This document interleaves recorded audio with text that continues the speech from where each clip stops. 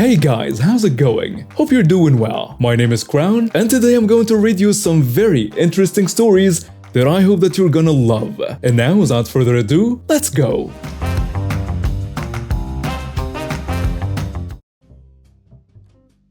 Growing up, my parents always taught me to treat others with respect and to never act entitled. They instilled in me a sense of humility and gratitude, which I have carried with me throughout my life.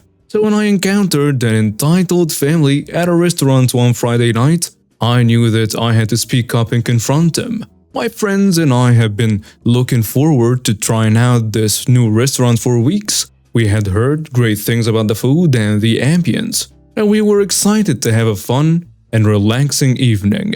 As we walked in, I couldn't help but notice a family of four causing a commotion at the hostess stand. They were demanding to be seated right away, despite the restaurant being full and a wait list for tables. I could tell that they were entitled from the way they were talking to the hostess. They believed that they should be given priority seating because they were a family and they were not shy about making their demands known. The hostess politely informed them that there would be a wait, but they continued to cause a scene.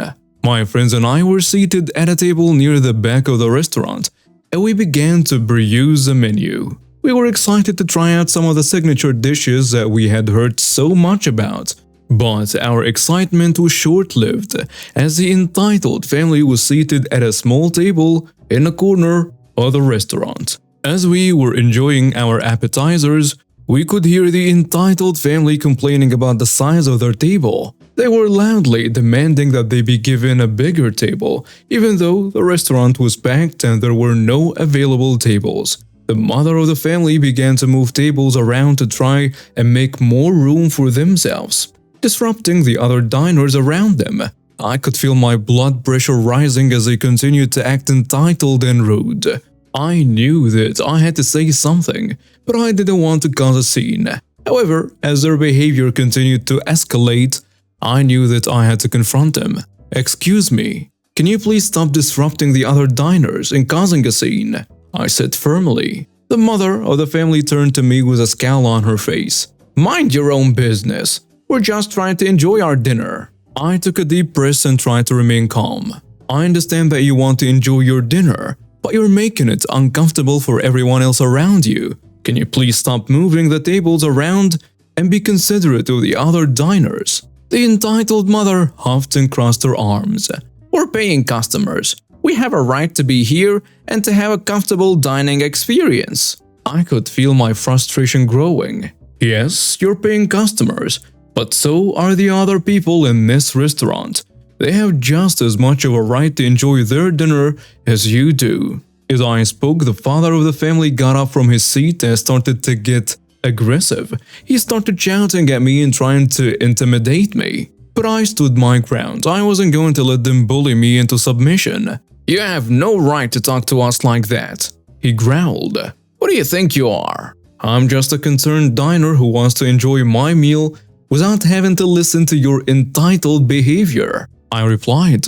He then tried to physically attack me, but I was able to dodge his punch and instead, he fell backwards on a table behind him, causing a scene and attracting the attention of the entire restaurant. As he lay on his back, looking stunned and embarrassed, the other diners began to clap and cheer. They had grown tired of the entitled family's behavior and were glad that someone had finally spoken up. The manager of the restaurant quickly intervened and asked the family to leave. The entitled family continued to protest and argue, but the manager stood firm and escorted them out of the restaurant. The atmosphere in the restaurant had completely changed, and the other diners were now enjoying their meals in peace. As we finished our dinner, I couldn't help but reflect on the incident that had just occurred. I had always been taught to stand up for what I believe in and to never let others bully me. The situation had tested my resolve, but I had stayed true to my values. After dinner, my friends and I thanked the manager for his quick action and for ensuring that the rest of the diners were able to enjoy their meals in peace. As we left the restaurant, I couldn't help but feel proud of myself for standing up to the entitled family and for setting an example for others to follow. Let me tell you the story of how I almost got into a physical altercation with my neighbor. It all started when I moved into my new apartment complex. The place was beautiful, and the location was perfect. I was thrilled to finally have a place of my own. I was excited to meet new people and start a new chapter in my life. However, things started to go downhill when I met my neighbor, Jake. One day, I was hanging out on my balcony, enjoying the beautiful weather when I noticed that Jake's balcony was filled with junk. There were old bikes, broken furniture, and a bunch of other random things. It was an eyesore, and it made our building look bad. I decided to go over and ask him if he could clean it up. "Hey Jake," I said, trying to sound friendly. "I was just wondering if you could clean up your balcony a bit. It's starting to look pretty cluttered, and it's not very pleasant to look at." Jake looked at me like I was crazy. "Excuse me?" he said with a bit of sarcasm in his voice. "Are you seriously asking me to clean up my own balcony? Who do you think you are?" "I'm just asking. It's not a big deal, I just thought it would look nicer." "Well, I don't really care what you think. It's my balcony, and I'll do whatever I want with it. If you don't like it, tough luck." I was taken aback by his hostility. I couldn't believe that he was reacting so strongly to such a simple request. I decided to drop it and went back inside, feeling frustrated and angry. From that moment on, things between Jake and me were tense. Every time we saw each other, we would exchange cold glares, and we would never speak unless we had to. I tried my best to avoid him, but it was impossible since we lived in the same building. One day, I was walking down the hallway when Jake appeared out of nowhere. He looked angry, and I could tell that he had been drinking. "What's your problem, huh?" he slurred, getting closer to me. "Why do you keep bothering me about my balcony? You think you're better than me or something?" "I don't think I'm better than you, Jake," I said, backing away from him. "I just think that we should all take care of our building and keep it looking nice." "Well, I don't give a damn about the building. And I don't give a damn about you either. You're just a little snitch who can't mind their own business." I was starting to feel scared. I had never seen Jake like this before, and I didn't know how to handle the situation. I tried to back away slowly, but he lunged at me, grabbing my shirt. "You want to fight, huh?" he said, his face is turning red at this point. "You think you're tough?" I tried to push him away, but he was too strong. He was much taller and heavier than me, and I knew that I didn't stand a chance in a physical fight. Suddenly, I remembered the self-defense classes I had taken a few years back. I knew I had to act fast before things escalated any further. I used the techniques I had learned in class and managed to break free from his grip. Jake stumbled backwards. Clearly surprised that I was able to defend myself, I took that opportunity to make a run for it and quickly went back into my apartment, locking the door behind me. I was shaking with fear and adrenaline. I couldn't believe that things had gotten so out of control over a simple request to clean up his balcony. I knew that I had to do something to resolve this situation before it got any worse. The next day, I went to the building manager and explained the situation to her. I told her about Jake's behavior and how he had threatened me. She assured me that she would take care of it and that she would talk to him. A few days later, I noticed that Jake's balcony was finally clean. I felt relieved that the situation had been resolved, but I still didn't feel safe around him. I continued to keep my distance and avoided any interaction with him. One day, I was coming back from the grocery store when I noticed that Jake was outside smoking a cigarette. I tried to walk past him without saying anything, but he called out to me. "Hey, I just wanted to apologize for the way I acted. I was going through some stuff and I took it out on you. I shouldn't have threatened you like that." I was surprised by his apology but also a bit skeptical. "It's okay," I said, keeping my guard up. "Just please, let's try to be civil with each other from now on, okay?" He nodded and took another drag from his cigarette. "Yeah, I agree. I don't want any bad blood between us, eh? We're neighbors after all." We chatted for a bit longer and I could tell that he was trying to make amends. I was still wary of him, but I appreciated his apology and willingness to change his behavior. From that day on, Jake and I managed to coexist peacefully. We didn't become friends or anything like that, but we were civil enough with each other and even said hello when we saw each other in the hallway. It wasn't the ideal situation, but it was better than living in constant fear and tension. I was sitting in my wheelchair in the park, enjoying the warm sun on my face and the sound of birds chirping in the trees. I like coming here. It was one of the few places where I felt free and not confined by my disability. But then she showed up, Karen. Karen was a middle-aged woman with short hair and an air of entitlement that seemed to follow her everywhere she went. She marched towards me, her heels clacking on the pavement, and I could tell right away that she was trouble. "Excuse me, you're blocking the pathway. Can you move over?" I tried to explain to her that there was plenty of space for her to go around me, but she didn't seem to want to listen. Instead, she huffed and puffed and muttered under her breath as she tried to maneuver her stroller around me. As she was passing, I heard her mutter, "Why do they let these people out in public?" I felt my face flush with anger and humiliation. It wasn't the first time someone had made a derogatory comment about my disability, but it still hurt. I tried to shake it off and focus on my beautiful day, but Karen wasn't done with me yet. She circled back around and stood in front of me, blocking my view of the pond. "You know, you really should move to the side. You're ruining the view for everyone else." I was stunned. I had as much right to enjoy the park as anyone else, and here was this woman trying to push me around just because of my disability. I wanted to tell her off, to stand up for myself, but my voice caught in my throat. And that's when my mom showed up. My mom is a force to be reckoned with. She's always been my advocate, fighting for me when I can't fight for myself. She marched over to Karen, her eyes blazing with fury. "What's your problem, huh?" she demanded. Karen sneered at her.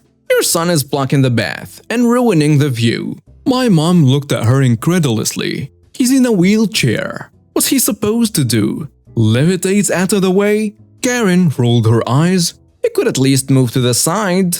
My mom had had enough. She grabbed Karen's arm and pulled her out of the way, pushing her stroller past us. But Karen wasn't going to let it go. She turned back around and started shouting at us. "Get your hands off me! Who do you think you are? I'm going to report you to the park rangers." I could feel my anxiety building and my heart racing. I didn't like confrontation, and Karen was making things worse, but then something amazing happened.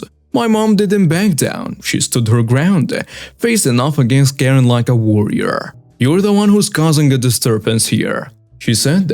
"Maybe you should take your entitled attitude somewhere else." Karen was taken aback by my mom's words, but only for a moment. Then she lunged at my mom, trying to hit her. I watched in horror as they grappled with each other, my mom's hands holding Karen back. But then something even more amazing happened. My mom found her strength and pushed Karen away, sending her sprawling on the ground. Karen scrambled to her feet. "You can't do that! I'm going to sue you!" My mom just laughed, unfazed by Karen's threats. "You're lucky I don't press charges for assaulting me. And if you try to sue me, I'll have plenty of witnesses to testify against you." Karen glared at my mom, then looked over at me. "You should be ashamed of yourself. You and your mom are just using your disability to get special treatment." I bristled at her words, but my mom stepped in before I could say anything. "My son doesn't need special treatment. He needs respect and equal access, just like everyone else." Karen seemed to realize she wasn't going to get anywhere with us. She gathered up her stroller and walked away, muttering under her breath. My mom and I watched her go, then turned to each other with a mixture of relief and exhaustion. "Are you okay?" my mom asked me, taking my hand. I nodded, still trying to process what had just happened. "I'm okay. Thanks for standing up for me." My mom smiled at me. "Of course, honey. That's what moms are for." We sat in silence for a few more minutes, enjoying the warmth of the sun and the beauty of the park. I felt grateful for my mom and for the strength she had shown in standing up to Karen. It wasn't easy to deal with people like her, but my mom had shown me that it was possible to fight back and stand up for yourself, even when you're disabled. As we got ready to leave, my mom turned to me and said, "Let's go get some ice cream." I grinned at her, excited for the treat. "Yeah, let's go." We wheeled away from the park, my mom pushing me and chatting with me about our plans for the weekend, and I felt happy and content, grateful for the love and support of my mom and for the reminder that I was just as valuable and deserving of respect as anyone else. This story isn't just one entitled parent, but a whole ton of entitled parents. So some background. Finding Dory was a new movie at the time, and I was around 15. My mom decided that I, my baby brother, and she would see Finding Dory, as it was a weekend, and my other brother was out with his friends or gaming with them, or he might just not want to come. Anyway, it was just the three of us. My baby brother was about a year or so by then, so he wasn't able to join in.